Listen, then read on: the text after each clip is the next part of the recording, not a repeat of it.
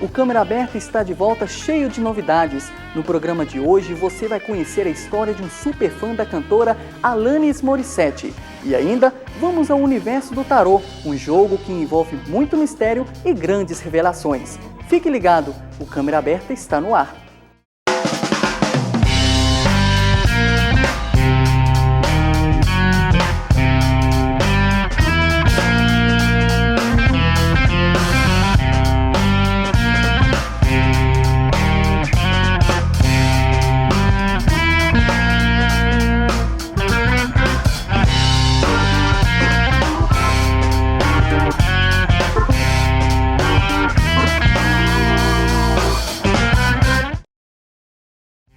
Com um rock despojado e feminino, a cantora Alanis Morissette marcou presença na música internacional com sucessos como You Oughta Know e Ironic, no começo dos anos 90, mas até hoje arrasta fãs pelo mundo todo. Um deles é o jornalista Valmik Júnior, que acompanha o trabalho da cantora desde os 13 anos de idade.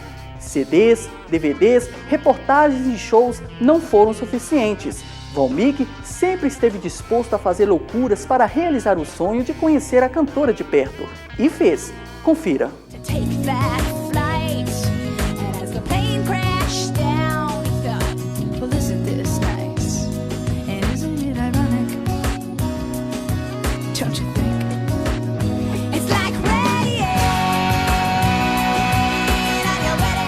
Eu comecei a gostar da Alanis na minha adolescência, ou pré-adolescência, não sei, nos meus 13, 14 anos. Foi bem assim, na época que ela estava no auge. Tinha um boom de Alanis, assim, na TV, no rádio, qualquer lugar, assim, ouvia-se bastante as músicas dela, por causa do disco Jagged Little Pill.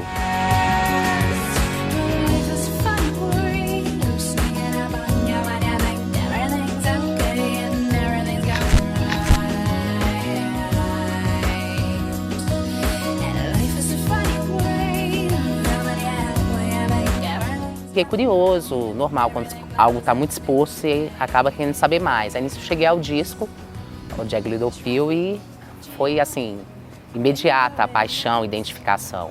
Eu até então nunca tinha visto alguém se expressar na música dessa forma. Ela era algo muito intenso e ao mesmo tempo muito íntimo. E ela conseguia se expressar de umas maneiras assim, e se tornou um clássico, porque são músicas atemporais. Até hoje, de repente, você ouve essas músicas e se identifica.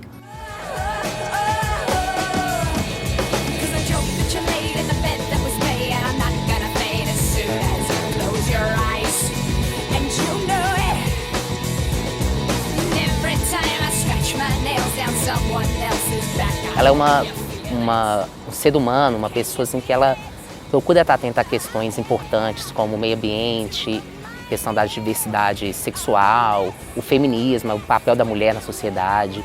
E esses assuntos ela também coloca isso, seja através de um post no seu site, de uma forma com muita propriedade. E assim, ou seja, você vê que além da música, ela parece ser uma pessoa, um ser humano interessante, engajado assim também.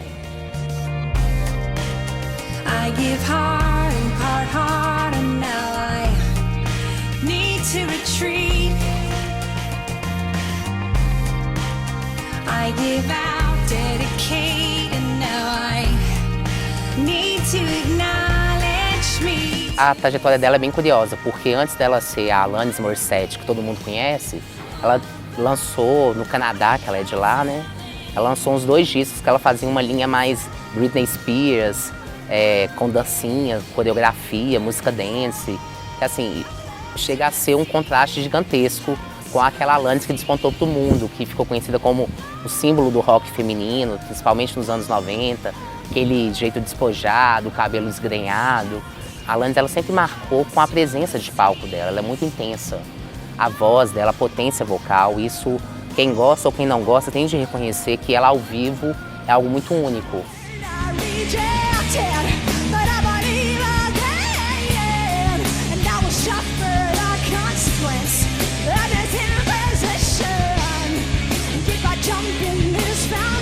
Jagged Little Pill é definitivamente o auge da Alanis, pelo menos o auge comercial, de visibilidade. É a partir dali que ela ficou conhecida no mundo inteiro. que ela virou referências para outras cantoras, outros artistas. A música You I Don't Know, né, na qual ela fala de um pé da bunda que ela levou, mas ela fala disso com uma intensidade, uma veracidade, assim, que contagiou. Eu lembro que eu já fui em uns 4 shows ou 5 shows da Alanis, e quando ela canta essa música, vale a pena parar e ver, assim, a reação do público, principalmente das mulheres. Parece que é uma cartaz coletiva, assim. O povo fica louco, assim, aquela coisa mesmo de identificar com o que o artista está cantando. E eu fui em esses shows em variados momentos, né, ao longo dos anos, e a identificação sempre é a mesma.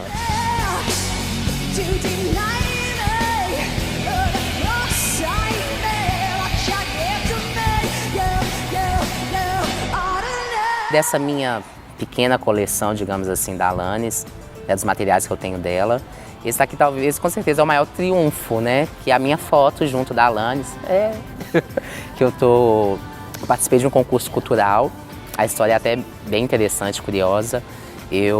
Eles pediram para tirar uma foto criativa na qual você expressasse o seu carinho, o amor, o fanatismo pela Alanis. Aí quando eu cheguei pra ela e falei assim, Alanis, né, no momento que a gente teve, eu falei, olha, pra eu te conhecer, eu tive de fazer um sacrifício, uma loucura. Aí eu tirei essa foto. Aí quando eu mostrei pra ela, ela deu uma gargalhada, assim. Ela olhou a foto e falou assim, man, you're crazy, man. Tipo assim, ela falou, você é louco, não sei o quê, e foi bem divertido. Aí ela já ia me devolver, aí eu falei, não, pode ficar com a foto. Aí ela, tipo assim, né, o que eu vou fazer com a foto desse menino pelado aqui? Mas aí ela pegou, entregou lá e falou, não, beleza. Ela foi linda, foi super receptiva. Aí eu voltei aos meus 13 anos na hora, é uma coisa muito louca. Só quem é fã de alguém, né, como eu disse, eu não sou mais fanático, mas só quando você realmente admira uma pessoa, principalmente com essa distância, mesmo sendo um outro ser humano, né, que só quem é fã para saber como que é para um fã encontrar seu ídolo.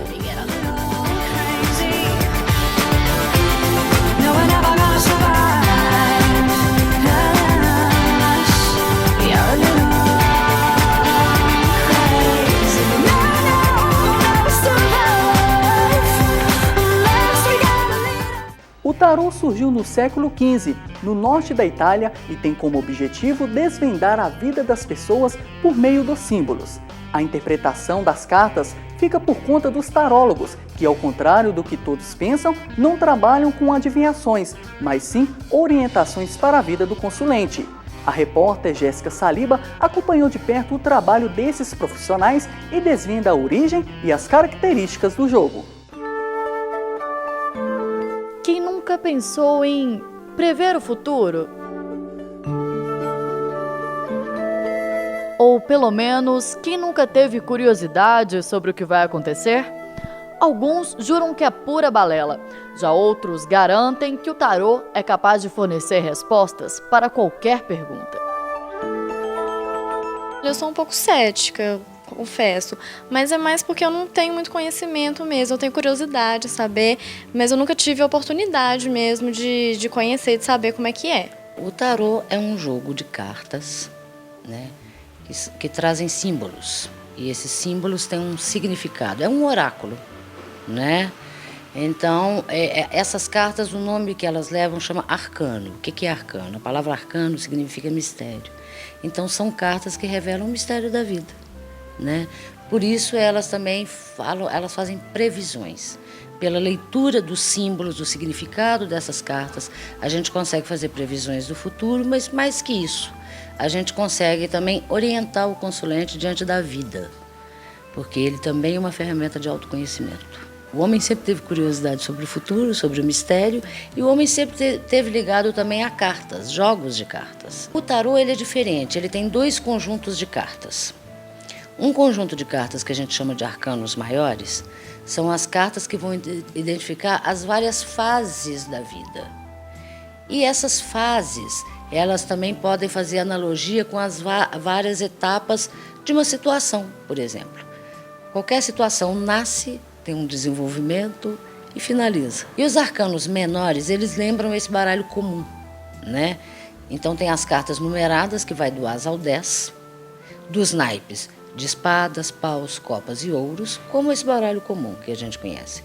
E tem as cartas que a gente chama da corte, que também vão lembrar os baralhos. É o valete, a dama e o rei, só que no caso do tarô ainda tem mais uma figura que é o cavaleiro, que vão representar o quê? Figuras, pessoas, comportamentos, né?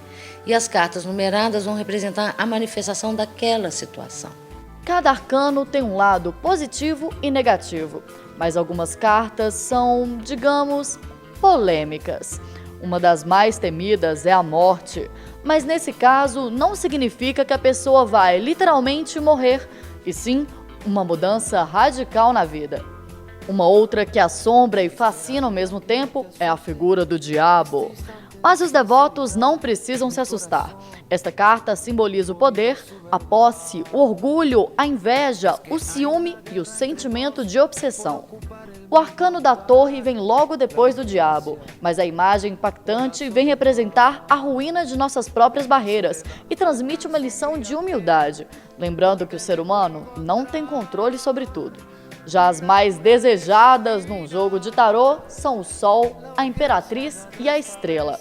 O Sol simboliza clareza, naturalidade, alegria e o prazer das conquistas. A Imperatriz também representa o prazer, além do amor, prosperidade e fertilidade. Já a Estrela significa reconstrução e exige um olhar mais profundo sobre a vida. Atualmente, são vendidos mais de 1.500 tipos de tarô e ninguém sabe ao certo a origem, mas os primeiros relatos do uso oracular dessas cartas datam da Europa do século XIV. Existem diferentes métodos para os jogos, que variam de acordo com a intenção de quem faz a consulta.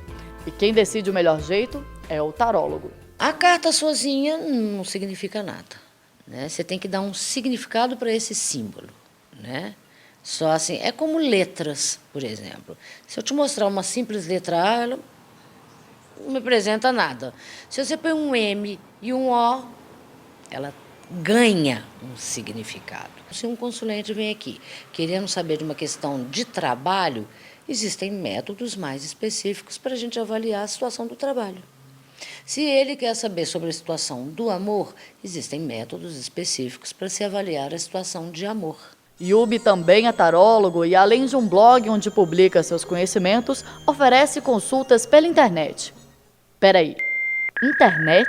Muita gente acha que precisa da pessoa ao seu lado para o tarô funcionar. Precisa da energia dela com você para o tarô mostrar o que deve ser mostrado. Não precisa da presença física, basta visualizar e estar na pergunta algo bem objetivo em relação àquilo que a gente quer saber. E como convencer os céticos? A prática é o melhor meio de convencer o outro da validade do tarô.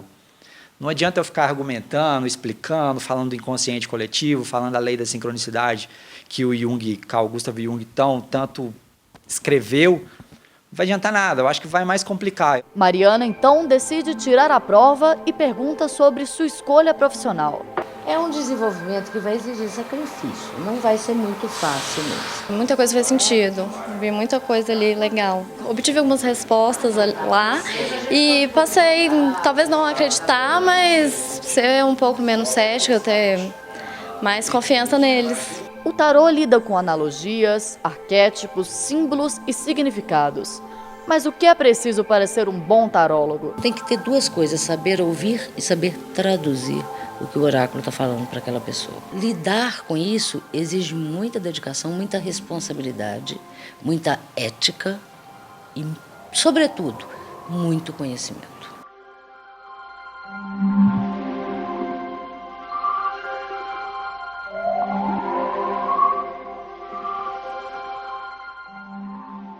Ficou interessado? No próximo dia 10 de agosto acontece o 3º Fórum Nacional de Tarô aqui em Belo Horizonte.